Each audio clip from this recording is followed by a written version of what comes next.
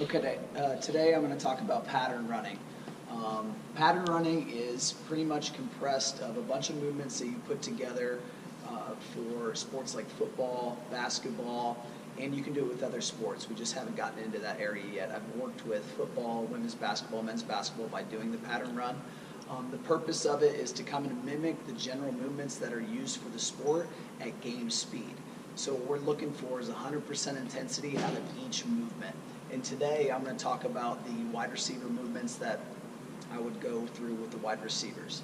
And I'm going to kind of go through this test. I'll explain it here for you, and then I'll go through all of the patterns that they go through throughout the entire test. So with the test, usually what you want to do when you do the pattern running testing is get your student athletes, bring them together, and kind of review the sheets of their testing sheets and their patterns that they're going to go through. There's going to be two different sheets. So you're going to have sets 1, 3, and 5, and then you're going to have sets 2 and 4. So the first one they would do the number 1 testing sheet, then they would do the second sheet that was testing sheet number 2, then go back to testing sheet number 1. Okay, so they're going to alternate at each set. Okay, so you're going to have 5 sets when you're going through that. The biggest thing is making sure that your student athletes understand the patterns before you get started, because you don't want any kind of confusion during the test. The next thing is that you're going to have your student athletes line up 5 yards apart. The biggest thing with that is making sure that they are 5 yards apart. You don't want them to have 2 or 3 yards apart from each other just because of the size of the patterns. When we get to that point and they're all lined up, they'll have either cards on their wrists, you can give them that, or you're going to have multiple coaches yelling out the patterns to the student athletes.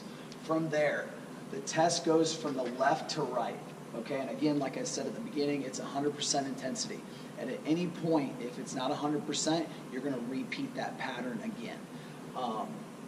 So as you can see on the board, it's going to go from left to right. So you have 10 different movements. Okay, and you're not going to go right to left. You're going to go left to right. You're not going to start in the middle. Okay, it's left to right. Okay, on the next one, after completion of the rep, you're going to start your 20-second clock. Okay, so say on the first one, they have a 5-yard out. Okay, right when they finish that 5-yard out, it's going to have 20 seconds starts then, and they have 20 seconds to get back to the goal line. Okay, and when they get back to the goal line, when we get to 15 seconds, they're going to be in their start position and ready to go into the next one. Right when 20 seconds hits, you're going to blow a whistle and they take off into the next pattern. Next, okay, is making sure that when you're reading the patterns from left to right, you're giving a heads up to the athletes. So say that their first one, they run the 5-yard out, you're giving them a heads up, and the next one is a 10-yard speed out, okay, while they finish that 5-yard out. What you don't want them to do is just stand there and you're not saying anything. Just because at that point they're starting a little bit of fatigue, and then you're just reminding them going back and forth. So what happens is when you're going through this test and you get done with all your 10 patterns, okay, you're going to get a 2-minute rest, okay, of recovery. After that, you're going to repeat the test, like going back to the beginning. This would be pattern 1, sheet 1, and this covers 1, 3, 5, okay? If we had another pattern, it'd be a different series of patterns that it would go through. It would not be the same for testing sheet number 2 for sets 2 and 4, okay? And lastly, for the test, what it is it's 5 sets of 10 patterns, and for the freshmen and for the transfers, they're only doing 3 sets.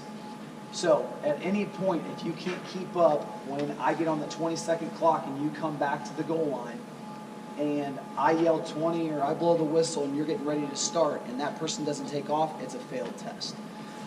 Again, it's mimics at game speed, so you want this to be 100% intensity. So let me just kind of go through the patterns here with you. This is, again, a wide receiver route, and this would be testing sheet number 1. I didn't put testing sheet number 2 up. But if you have questions, you can ask one of the coaches. So for the first pattern, it would be a 5-yard out. So they're going to go out 5 yards, okay? Right when they're done with that, again, the coach starts their 20-second clocks, and you have 20 seconds to get back to the goal line.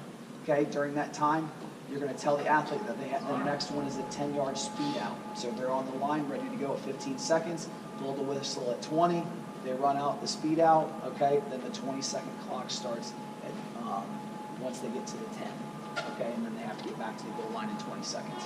If you're just reviewing, okay, I'm just going to kind of go down the list here, but I think you understand at this point how the test is going to be ran. The next one would be a 20-yard suicide. After that is a 20-yard sprint.